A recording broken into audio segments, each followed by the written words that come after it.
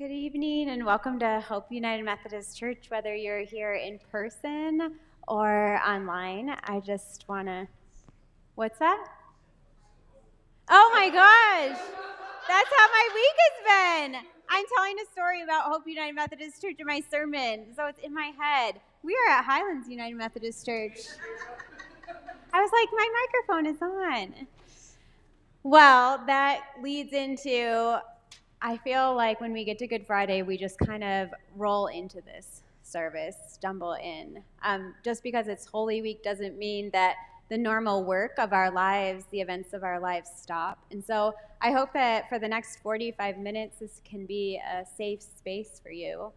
Good Friday is always a heavy service, and so I just want to point out that there's many opportunities to get up and take a breath if that's something that would serve your spirit, both in those back two rooms.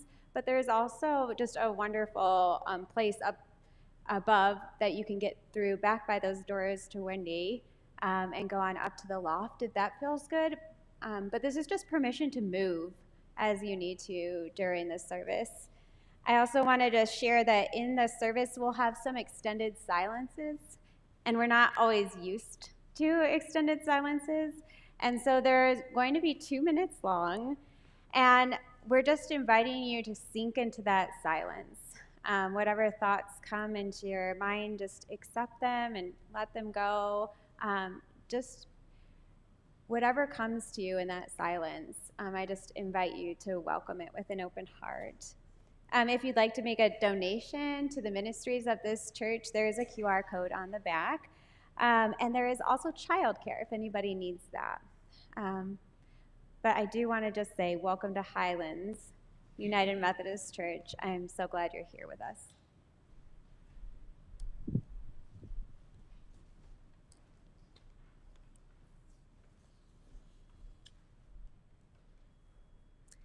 Tonight, we do not rush towards Easter. We come instead to the cross, to the place where love chose to stay, even when it hurt. We come to witness the cost of compassion in a world that punishes the innocent, that silences the truth tellers, that exiles the vulnerable. And yet, Jesus did not run. He did not retaliate. He did not choose despair. He chose love. Not a soft or sentimental love, but a fierce and faithful love that held on through humiliation, injustice, and death. To remember the crucified is not only an act of mourning, it is an act of love. Tonight, we will remember those who are still being crucified, including individuals deported from this country and now unjustly imprisoned. As we speak their names, we bear witness in the way Jesus did, not turning away, but staying present. To bear witness, to speak the names, to hold space for the suffering, this is how we love like Jesus. And so we choose love.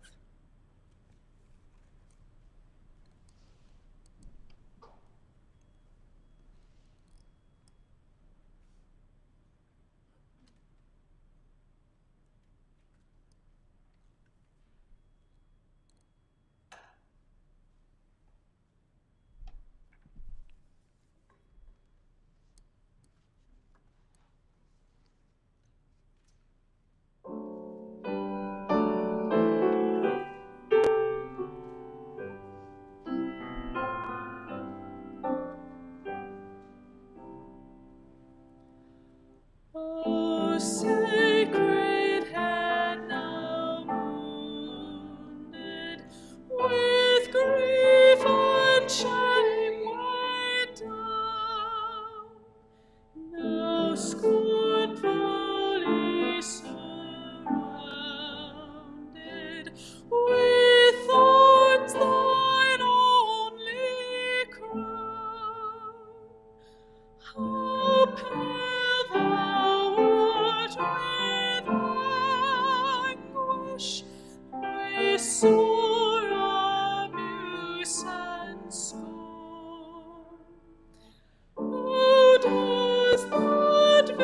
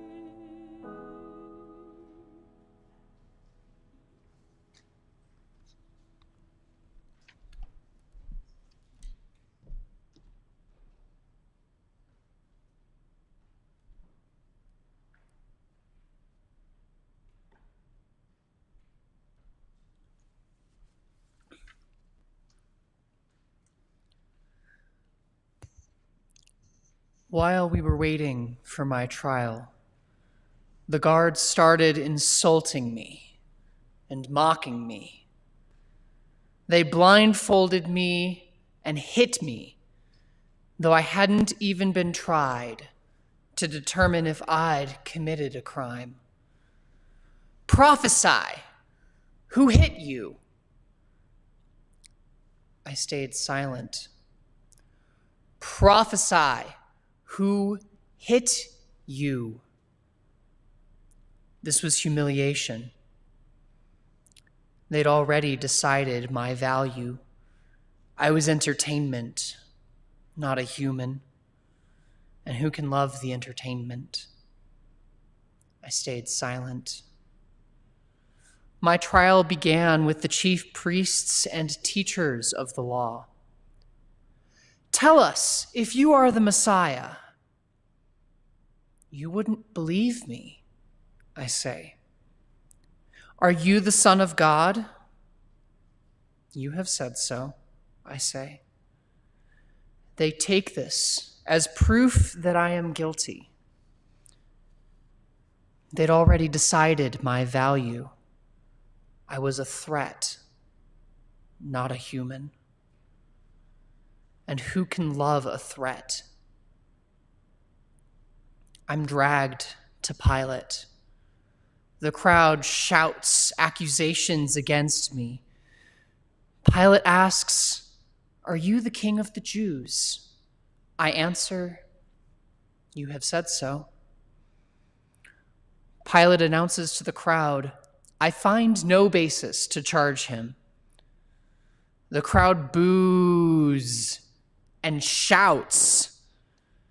Pilate initially sees my innocence, but the crowd has already judged me guilty. Pilate does not stand for my innocence. That is too dangerous for him. Pilate decided my value. I was a problem to be solved, not a human. And who can love a problem? The crowd tells him I'm from Galilee. He sends me off to be tried by Herod because I'm Galilean. Herod smiled at me and asked me many questions. He expected me to perform signs for him, to say wise things. But I stayed silent. He had decided my value. I was a performer, not a human. And who can love a performer? I would not dance for him. It's not about me or my power. It's about the bloodthirst of the crowd, the willingness to kill somebody or to allow the killing because they see a concept to be handled rather than a person to be loved. They do not see that I am made in the image of God if they cannot even see my humanity. Words will not reveal to them the Son of God. I stay silent. There is nothing I can say to change their verdict. They already decided I was worth less alive than dead. I stay silent, and the judges bond over their cruelty to me.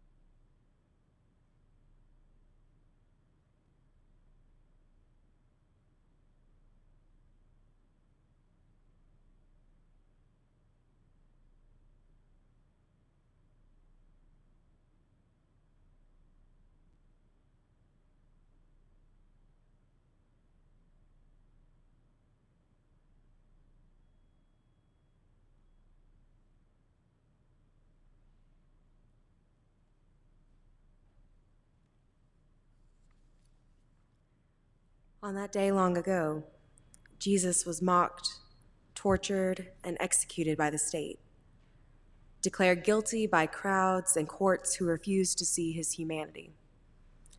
Today, others are crucified by systems of violence, prejudice, and fear.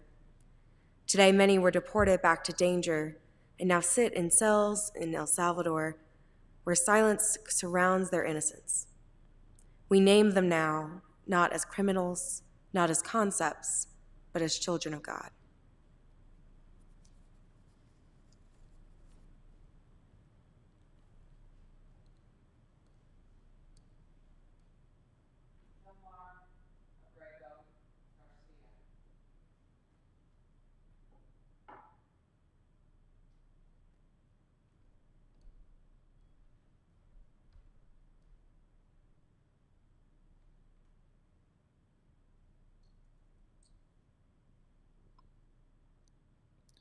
Andre Hernandez Romero.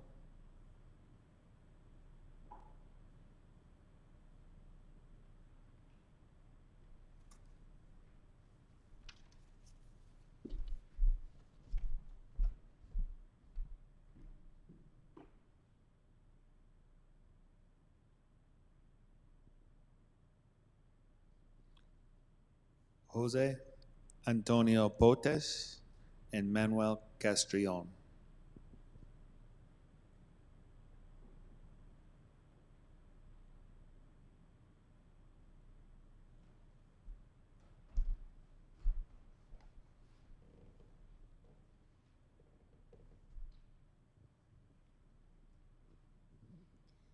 Victor and his 16-year-old son, Rodrigo.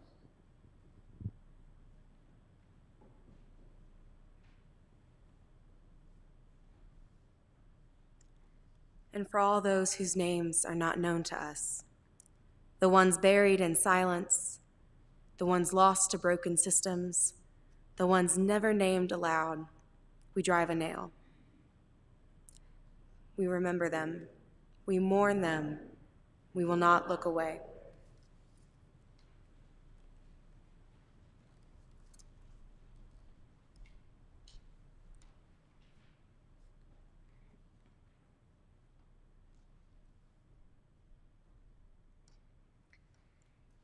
These names are not the only names.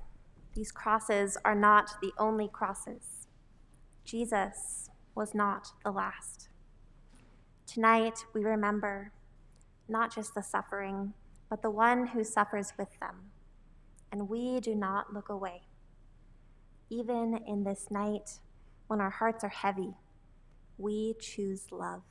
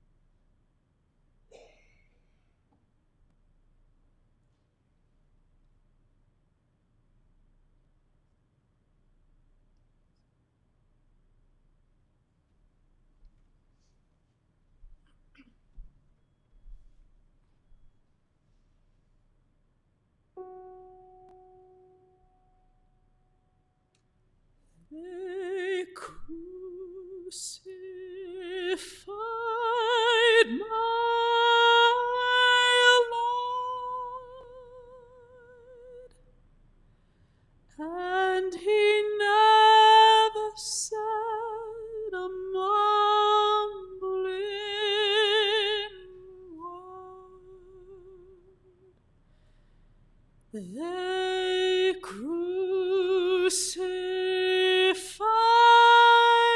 my Lord, and he never said a mumbling word, not a word, not a word,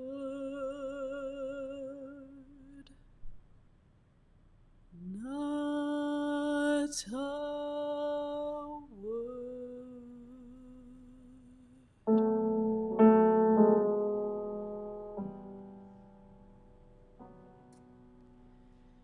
They nailed him to the tree, and he never said a mumbling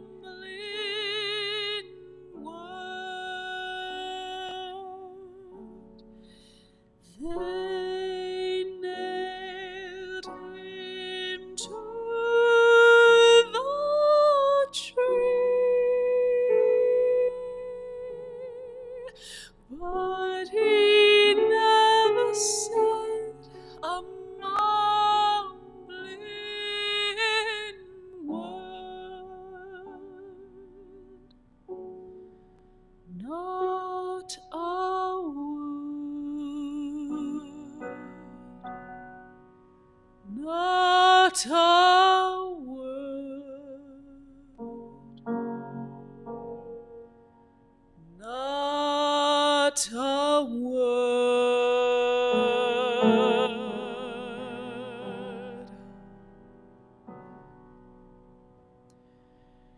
They pierced him in the side, and he never said a mumbling word. They pierced him in the side, but he never said a mumbling word, not a word, not a word, not a word.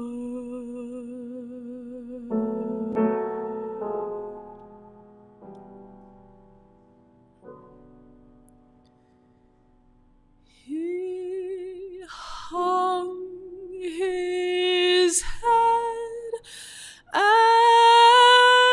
died,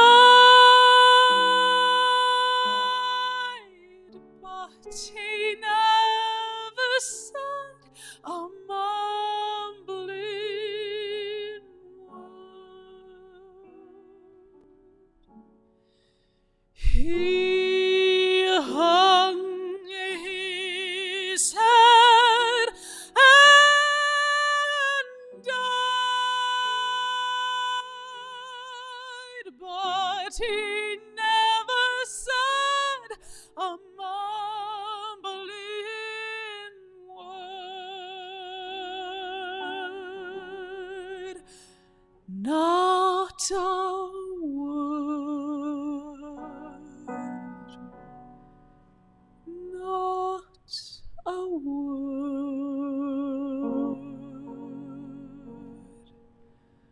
not a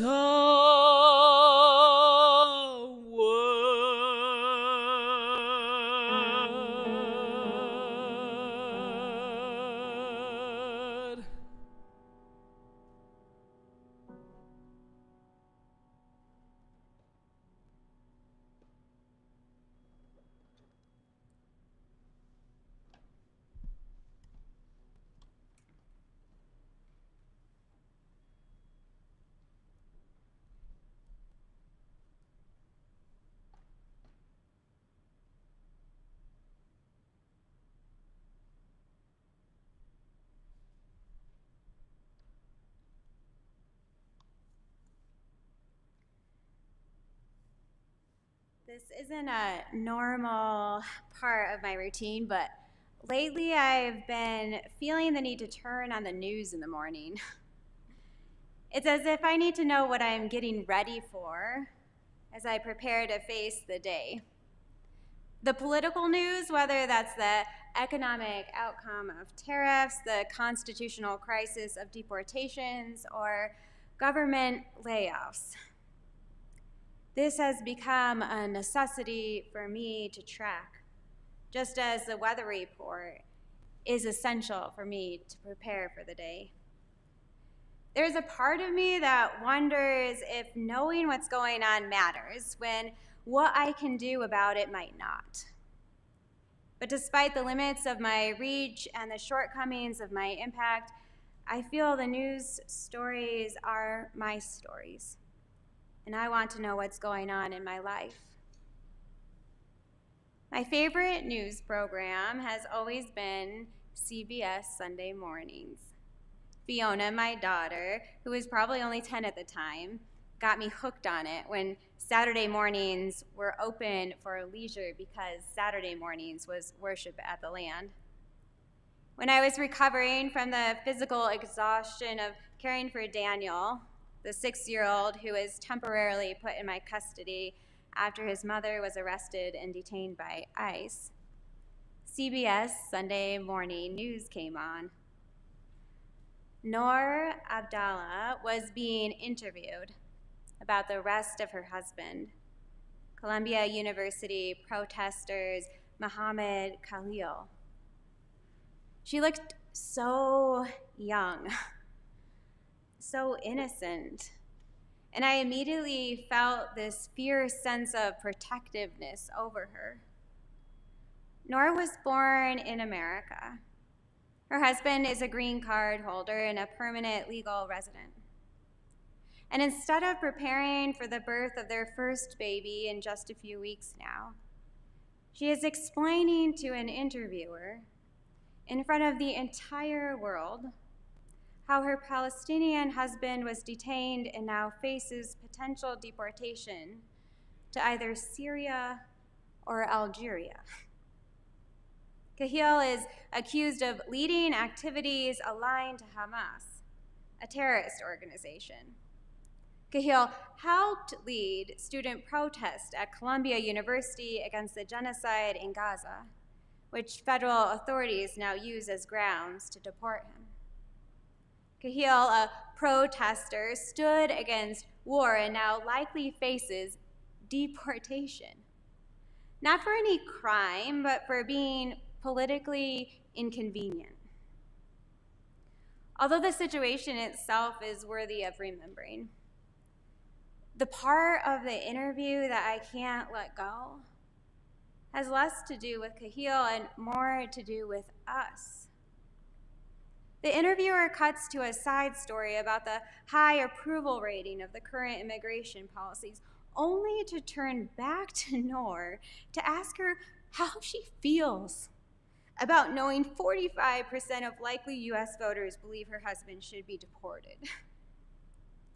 Her face cracks open, and tears fill her eyes, and my heart fills with rage.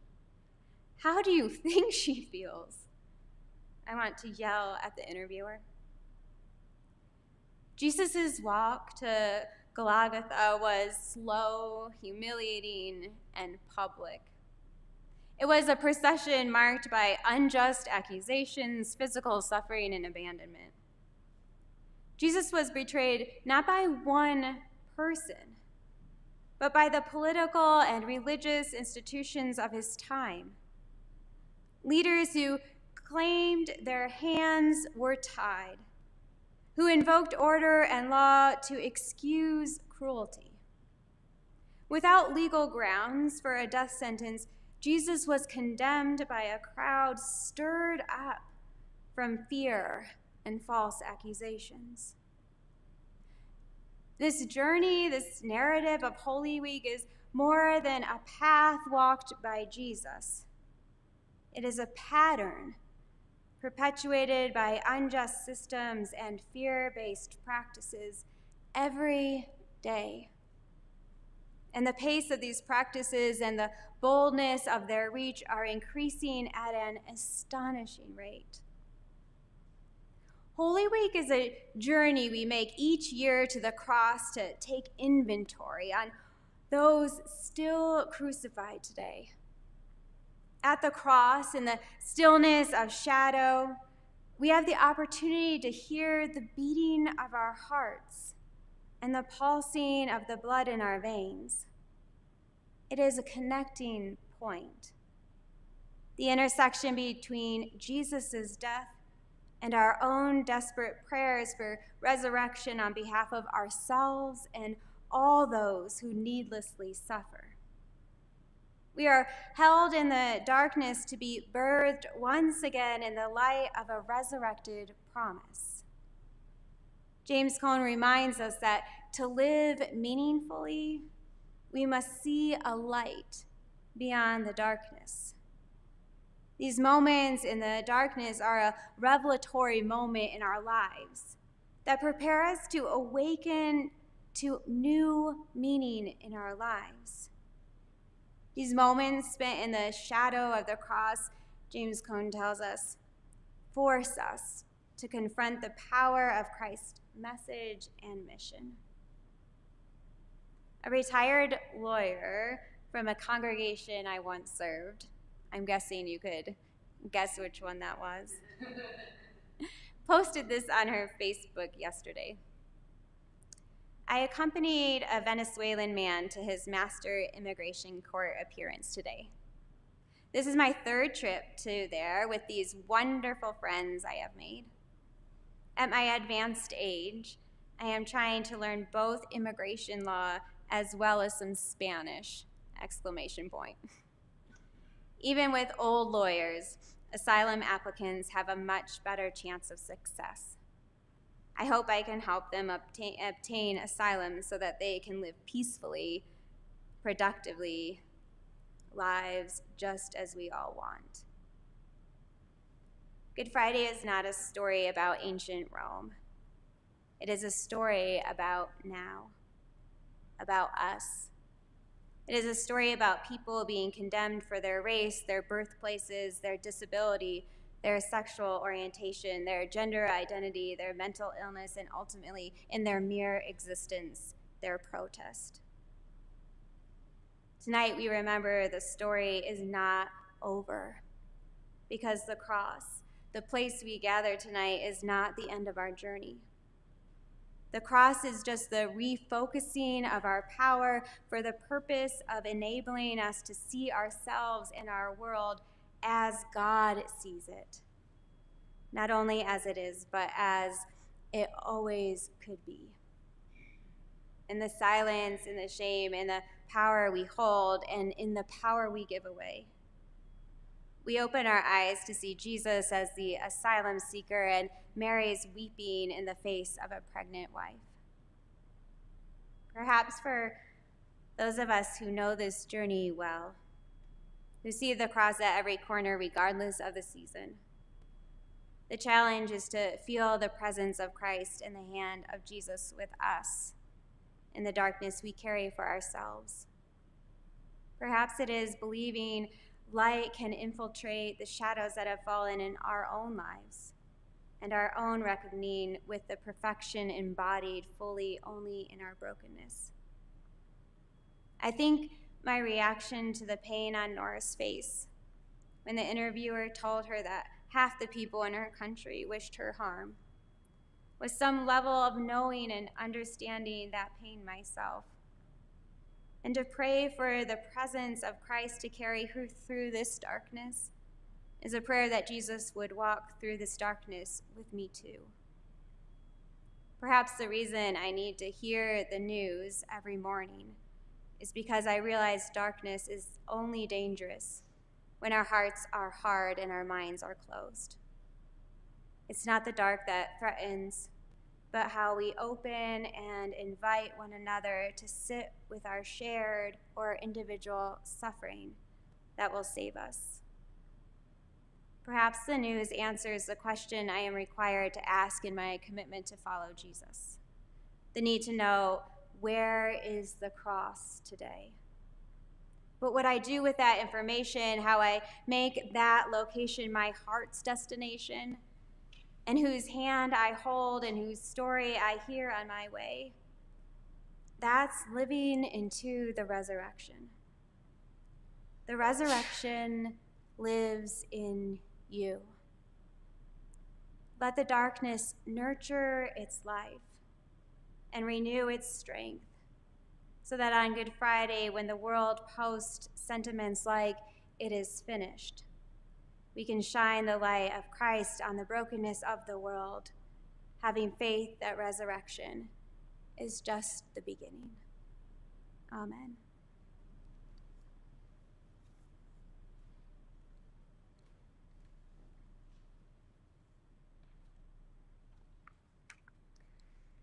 Please join in this responsive reading. I was 13 when I saw the dog walk toward me through the desert brush. He didn't bite. He stood next to me until a man with cuffs appeared. We remember those who have been hunted, not for what they've done, but for who they are. They said my name like a slur. Not Javier, not poet, not child, just another body to be marked and moved. We remember those whose names are lost, but whose lives are holy. They said I was illegal, but my breath was legal. My sweat was legal. My story was never theirs to erase. We remember that all people carry the image of God. No law can make that untrue. The cross was not the end of the story, but it was real. The pain was real. The silence was real. The waiting in the dark was real.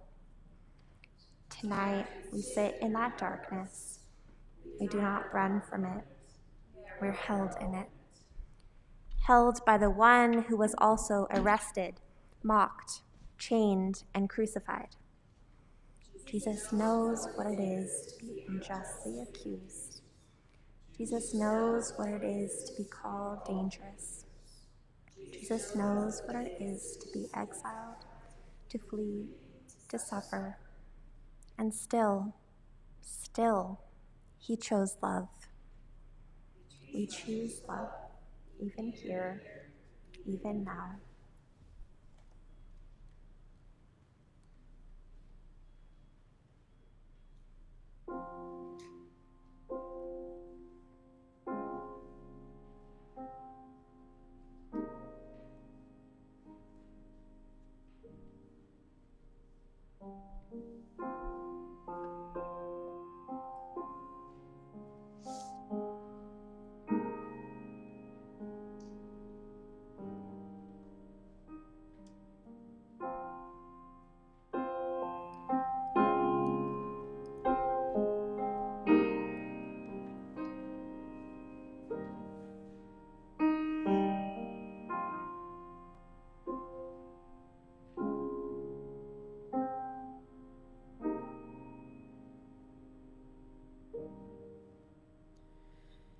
In the midst of pain, I choose love. In the midst of pain, I choose love.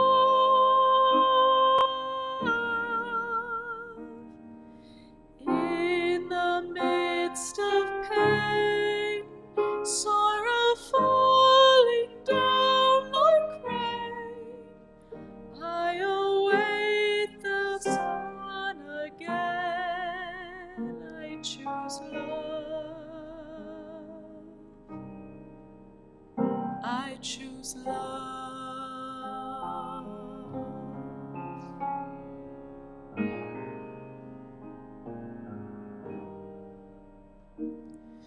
In the midst of war, I choose peace.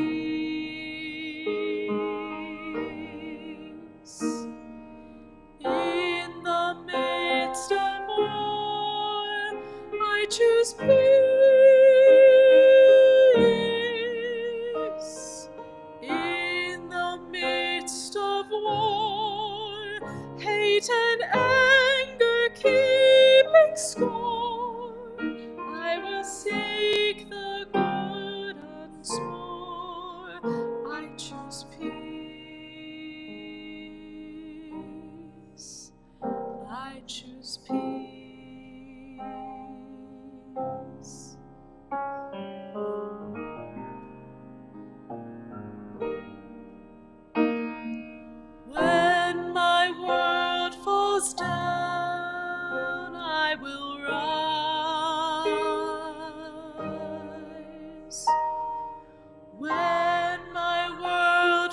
falls down, I will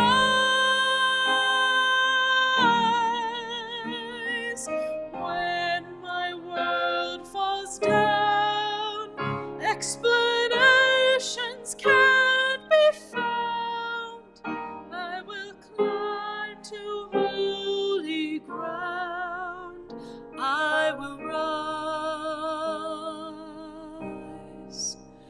I will rise.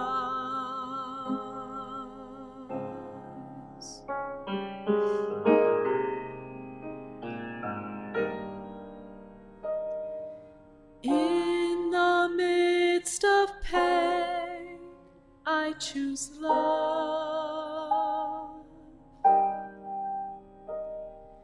In the midst of pain, I choose love.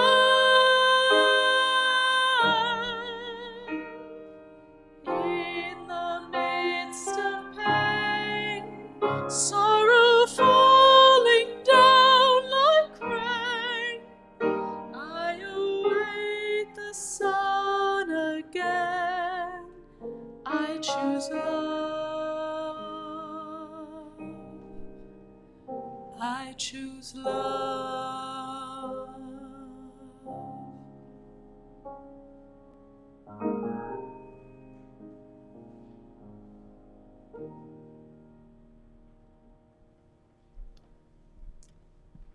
In the midst of pain, we choose love. In the shadow of death, we hold one another. Even in the silence, the Spirit moves. Go now into the night, not alone, but held.